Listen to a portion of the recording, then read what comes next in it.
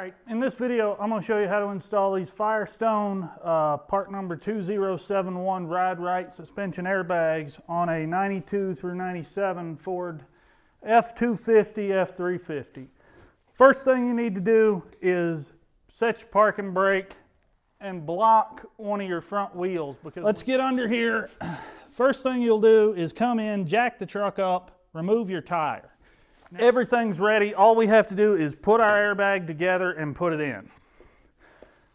These are the parts that make up the biggest portion of this system. There's your airbag, there's your lower mount, here's your upper mount.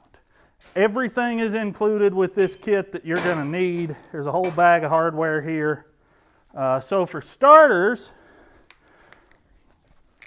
first thing we're going to do is assemble the airbag to the upper mount. Now you can see the airbag has two studs on top, and this black plug is the air fitting hole. I put anti-seize on those studs because it uses self-locking nuts. And put it in, make sure your air fitting is in the big hole, put the two nuts on and tighten it down. Hold the airbag up to the bottom, put the bolt in. The bolt already has thread lock on it from the factory.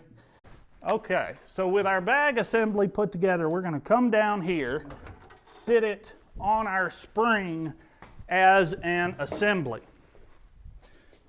And you will straddle the U-bolt plate right there. And as you can see, it's tilted forward pretty noticeably.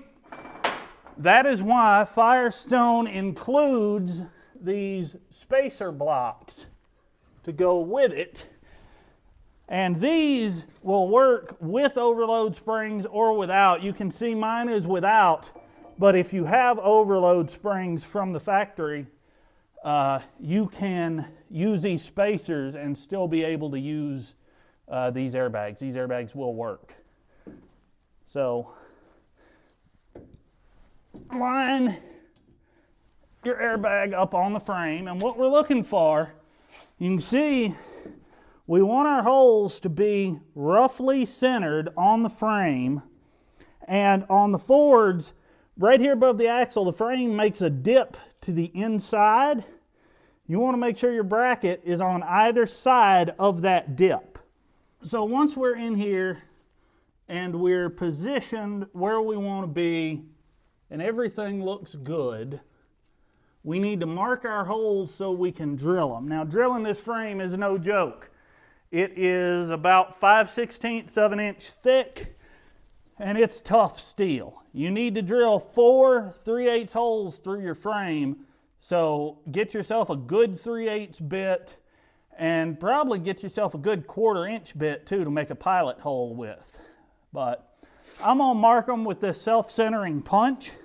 The way this works is it's all spring-loaded. This cone can move in and out. It'll center itself in the hole, then it'll move in. This flat surface will make sure everything is square, and then I just give it a pull. Well, give it a pull, and it marks my hole. Now, it doesn't make a super deep mark, but it makes a perfectly centered mark. So I can come back here in just a second with a regular hammer and center punch and make these marks a little heavier. All right, so we've got our 4 holes drilled. So now we're going to take our airbag assembly and set it in place, set our spacer underneath wherever we need it to be, and make sure we're lined up and everything looks good, which it does.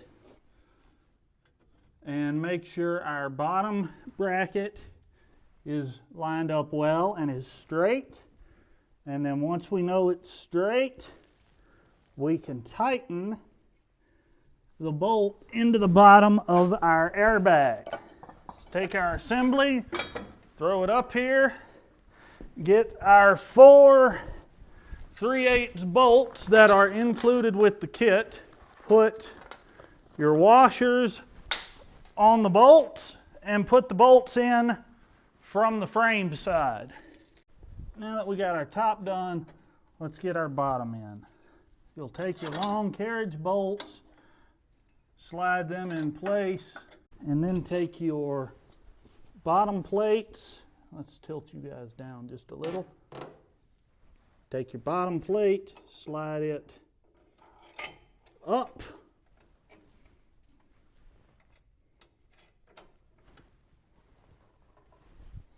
And snug it. Bring them up about even, then tighten them. All right, so now we need to run our airlines. Firestone gives you the parts to run these separately, where each airbag has its own fill port.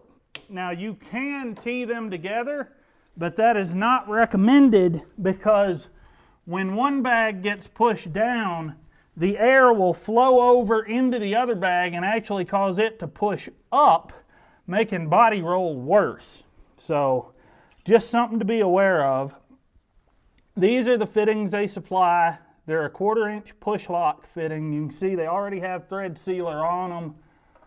I'm not a big fan of push lock air fittings because over time they will get grit and gunk up in them that'll cause them to leak, and then that same grit and gunk will prevent you from being able to push the fitting in to make it release like it's supposed to. They are easier to install, but given the choice, I prefer the compression style fittings that have a nut you tighten down on the line, and it has a little copper or brass ferrule in it.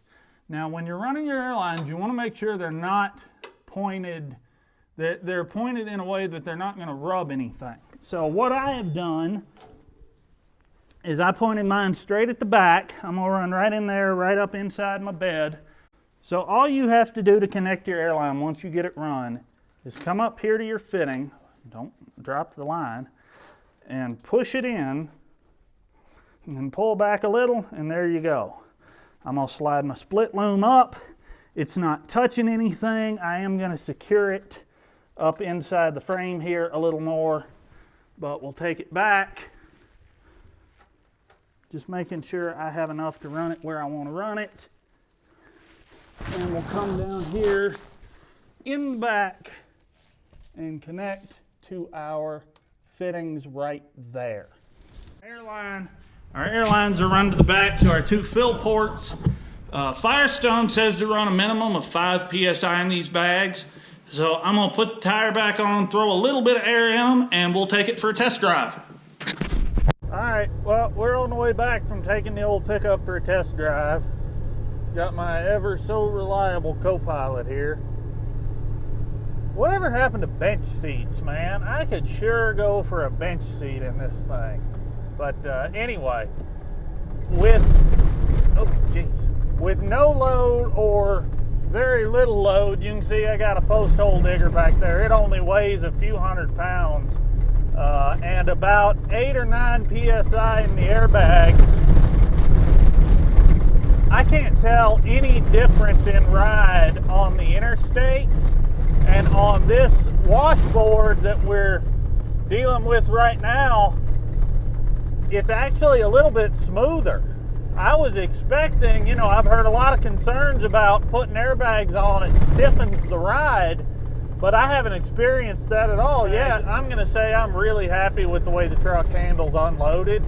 I'm sure it's going to be just as much of an improvement loaded, but more on that once I actually get the trailer hooked up and we've got a load going somewhere. So, yeah. If you guys are interested in these airbags or in that self-centering punch I showed you, I'll put links down in the description to that stuff where you can go check them out on Amazon. The price on those airbags are about the same everywhere. They're going to run about 280 bucks, 285. But if you buy them through this Amazon link, it does help support the channel a little bit. It doesn't cost you anything extra, but Amazon throws me a few pennies for sending people over there. So if you're interested, check that out. If this is your first time here, be sure to subscribe, because here in the next few videos you're going to see me hauling a tractor out, The 5320 is leaving. I'm picking up a 1948 Ford 8N that doesn't run, and I'm hauling it 1,200 miles from Tennessee back to Wyoming. So thanks for watching, and more later. Hey, you gonna say bye?